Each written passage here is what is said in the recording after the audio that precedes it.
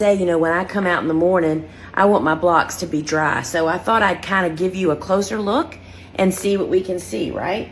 So I think this, you can actually see that these are dry. You know, they have a light color. When I touch them, they're pretty dry as a bone, right? And yet, look how amazingly sturdy they are, right? Now, this one's a little drier than I want, but I'm really okay with it. See how we got a little wilting going on starting over here? And these are actually some, this is actually sylphid, celosia, but I'm okay with this because this literally toughens up these transplants. These are about a week away from being planted out in the garden. These were started mid-May. This is June 1st, so they're about 2 weeks old. But I'm okay with that, and they're getting ready to be watered, and that will rectify that.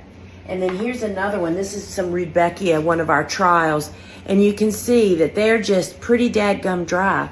So that's the point, friends. When I come out in the morning, I want my blocks to be dry or drier.